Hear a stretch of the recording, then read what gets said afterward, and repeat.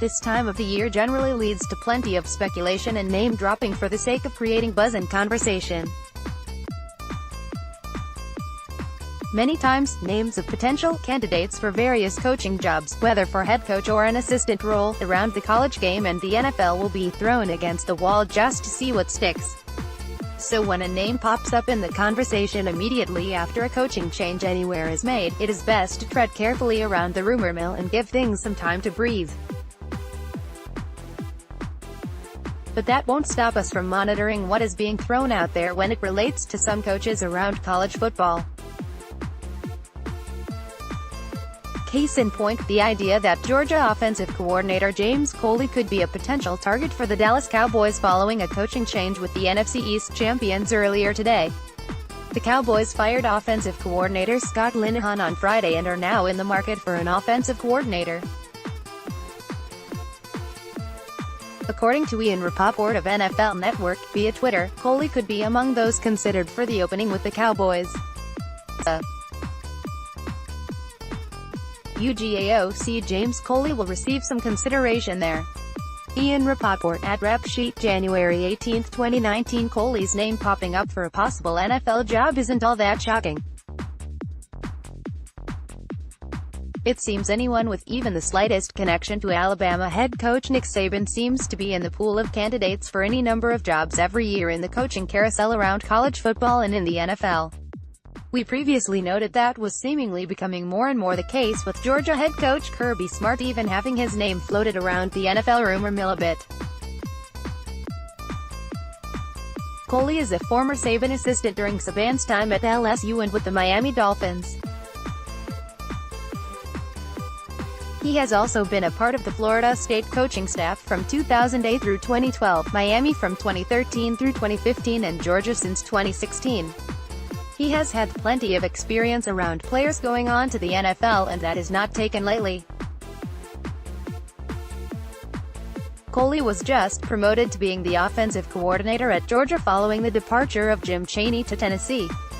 Odds are probably pretty good Georgia won't have to worry about losing a second offensive coordinator this offseason, but you just never know this time of the year.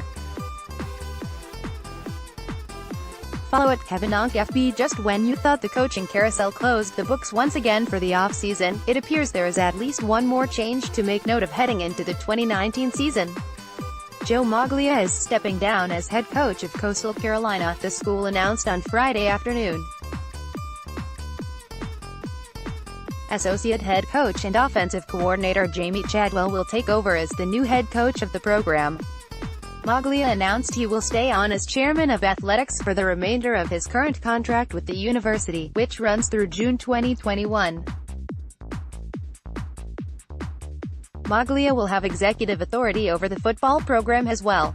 On behalf of the Coastal Carolina University family, I want to thank Joe Moglia for all he has done not only to transform our football program, but for his support of the university, Coastal Carolina University President David DiCenzo said in a released statement.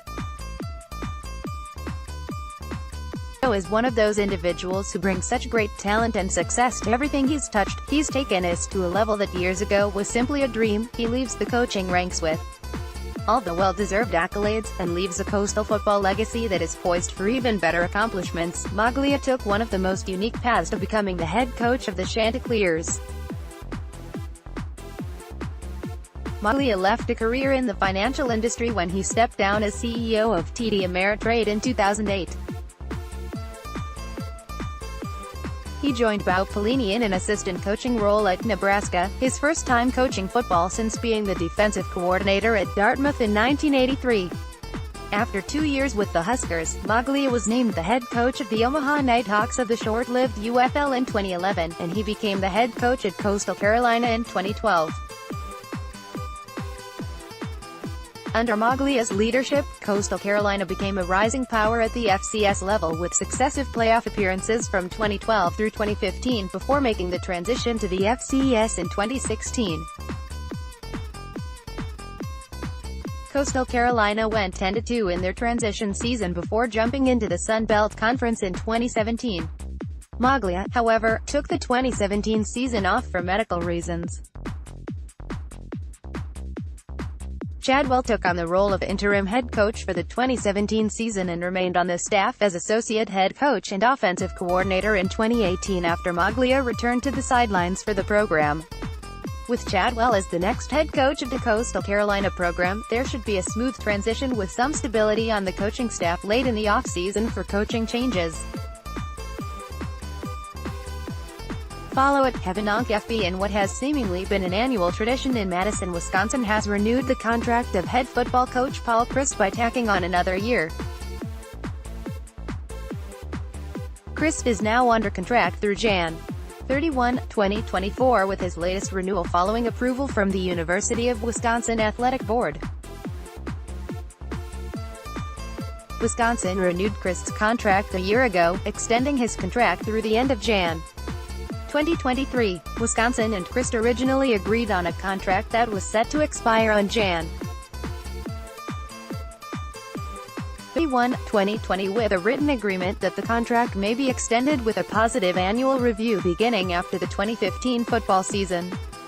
The Badgers may be coming off a relatively disappointing season with a record of 8-5, but Chryst has gone 42-12 in his first 4 seasons as head coach of the Badgers, and it is expected Wisconsin will remain a consistent contender in the Big Ten West Division with a shot to play for and win the Big Ten championship in the years to come. According to the USA Today coaching salary database for the 2018 season, Chryst was paid $3.75 million last season.